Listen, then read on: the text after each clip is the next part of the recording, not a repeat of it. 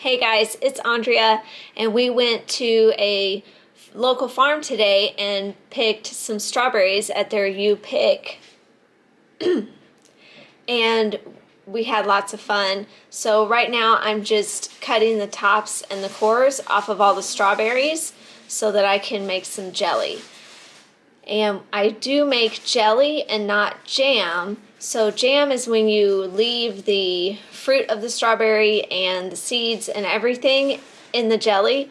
But when you make just jelly, not jam, you actually make juice first. So that's what I'm gonna have to do, is use these to make strawberry juice. So I'll have to cook them and strain them so that I can make jelly. My kids don't like the jam that has the seeds in it, so I just go ahead and make strawberry jelly. And this is gonna make, I'm not gonna use all of these strawberries, but here's a cute little strawberry right here they grew together, one little strawberry, one big strawberry.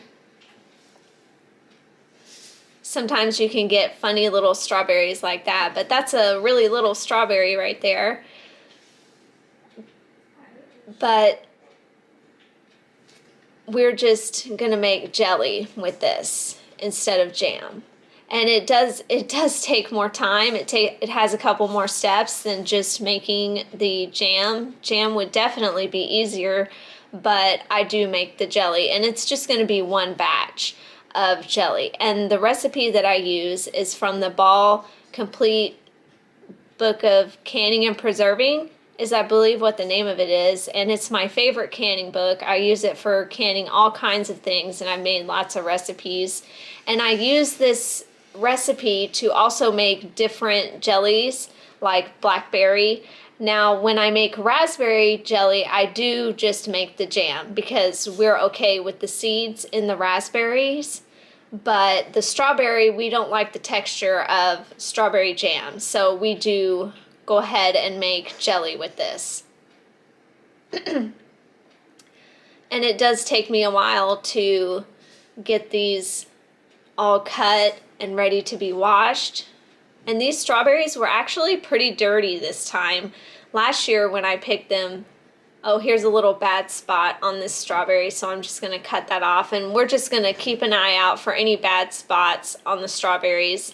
And like I said, these were pretty dirty strawberries. There was dirt on them, so I'm gonna have to give them a good wash once I get all of the tops cut off.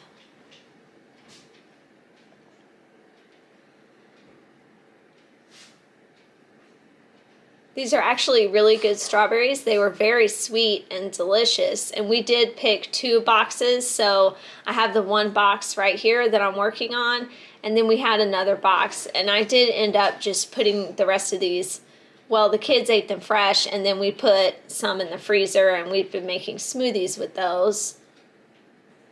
But those berries do look very good, and now I'm just gonna get them washed up, and I am having to go through each specific berry because I did find this bad spot that I'm going to go ahead and cut off, and a couple of other strawberries had a bad spot. We just picked these this morning, so I'm not sure how they were already having some bad spots, but we try to pick only the ones that are not mushy and that look the best and look ripe, so that we don't get any that are bad. We don't pick any of the mushy ones, is what I tell my kids.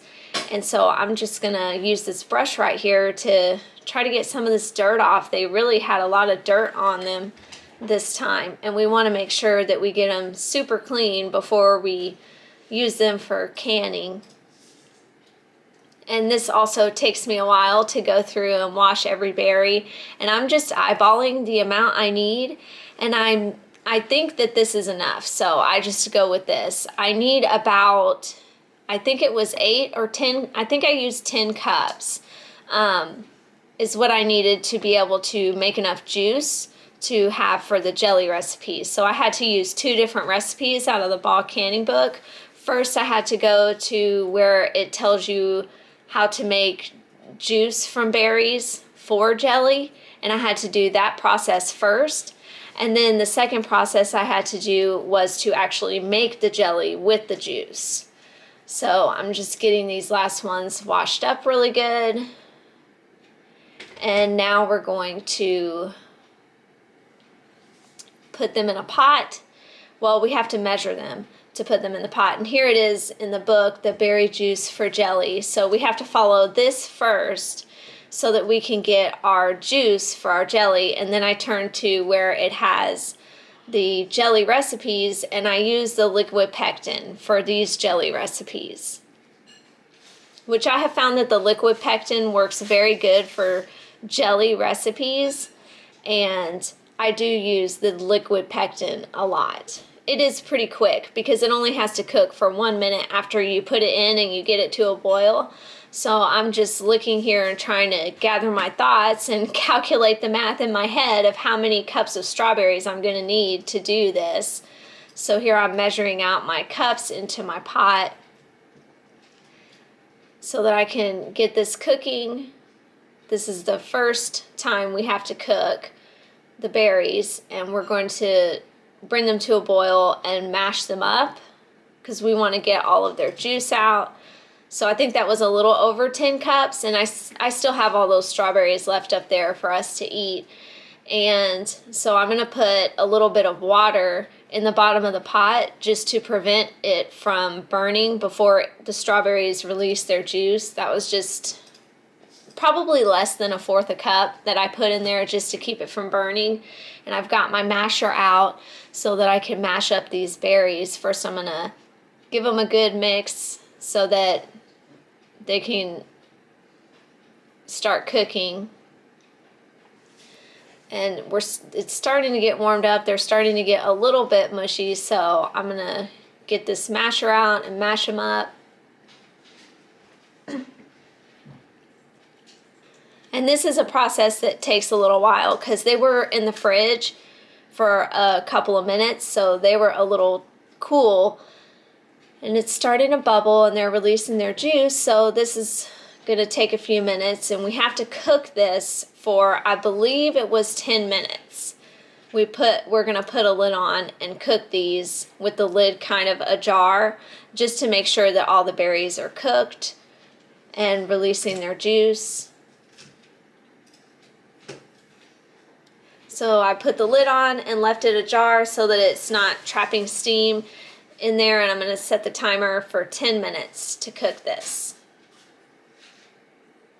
And this was a long process. It does take a while to make strawberry jelly, but it is so delicious. It tastes so fresh from these fresh strawberries.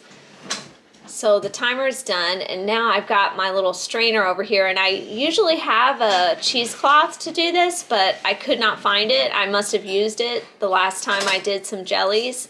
And so I found this little, I believe it's for sourdough, and it's clean, it's been cleaned, so I just had to makeshift my own little strainer here to put these in. And we're just going to drain off all the juice.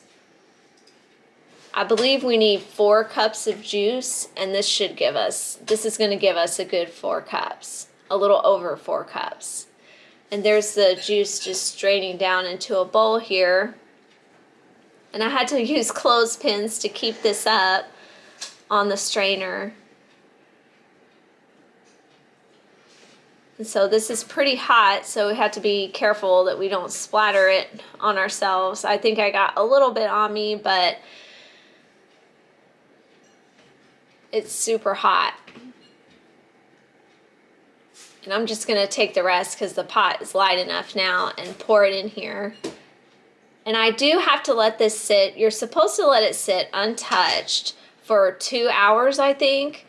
But this was getting towards the end of the day, and I still had to cook dinner, so I did use my spoon to kind of move it around and help the process.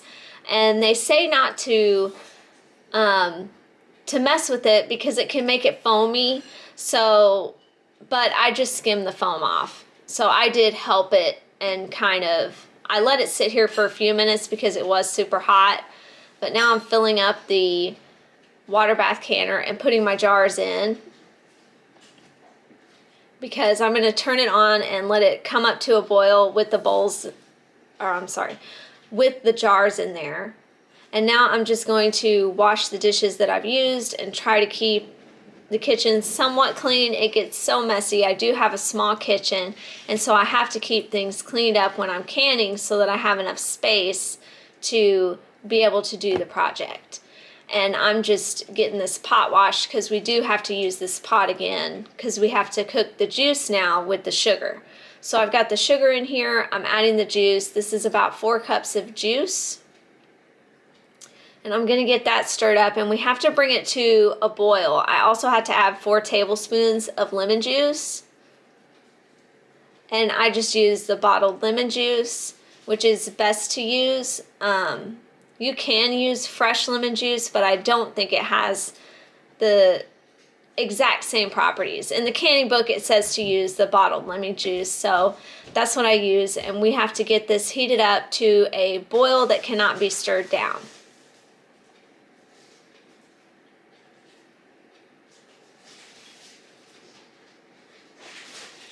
And so here is the liquid fruit pectin, and you need 2 pouches for this recipe, which is the 1 box. And once it's at a boil where you can't stir it down, you just get this liquid pectin in there, and you have to kind of wait for it to come back up to a boil, and then you start your timer for 1 minute to boil it with the liquid pectin in there. And so I'm just keeping it stirred, and we're waiting for this timer to go down for our minute to be up, and then we can come over and start filling our jars.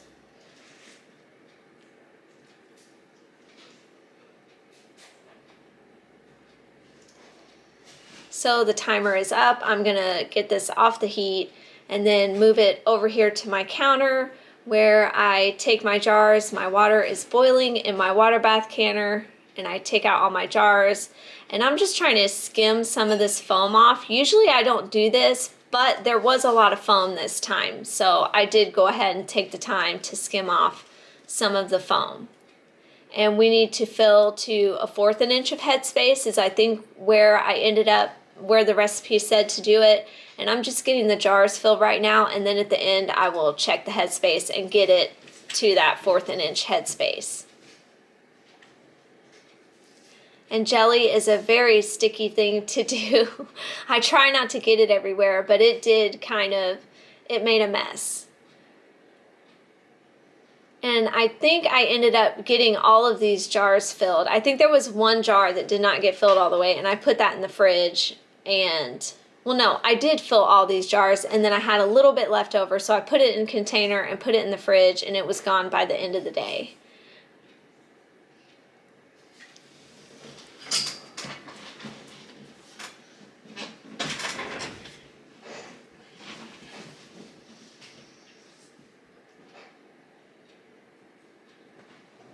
So we're almost done filling these jars, and there is still some foam, so I am going to go ahead and try to get some of that foam off. But here's the 1/4 an inch of headspace that I want to get. So I'm filling it up, and using this cup measure, I am getting jelly on the side of the jar, so I do have to clean these jars pretty good, the rims of the jar. And I'm just going through and topping each of these off to the headspace that I need.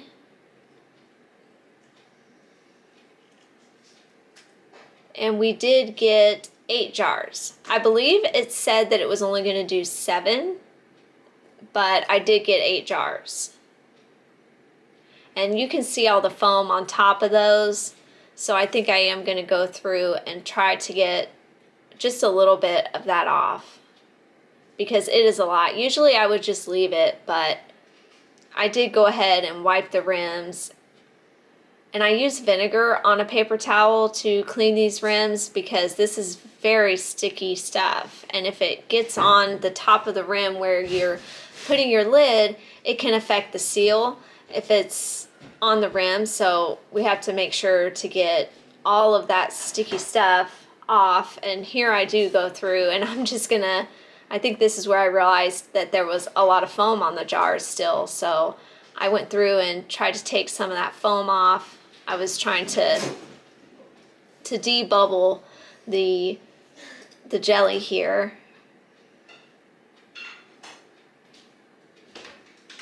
And I did get some of the foam off with a spoon here.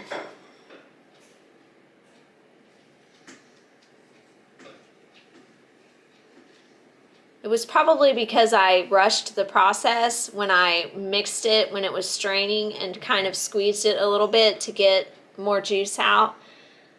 That's why you're supposed to just wait and let it do it naturally. But I needed to get this jelly done. So I'm wiping the rims again with a clean towel with more vinegar on it. And I'm just going to put the lids on.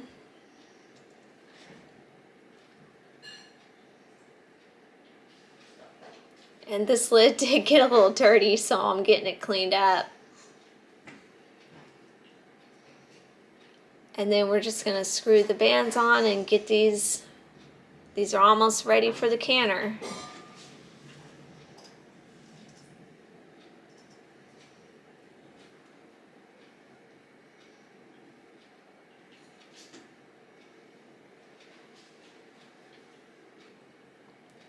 So now we're going to get them in the canner, and the water does have to be above the jars. And the water's been boiling this whole time that we've been working on getting these jars done. We're just getting them all in here, and then we're going to put the lid on once we get this last jar in. And we're going to wait for that to come up to a boil, and then we set the timer for 10 minutes. So now the timer's done. We're going to take the lid off, and we're going to wait 5 minutes before we take the jars out. So now I'm just going to get these jars out.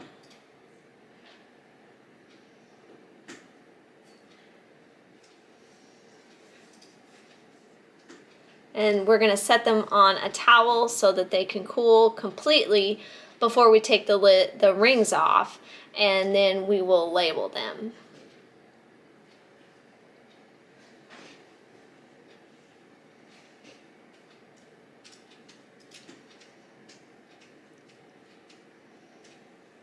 And this is so much better than store-bought strawberry jelly. It tastes so delicious. So here's the jars after they came out of the canner.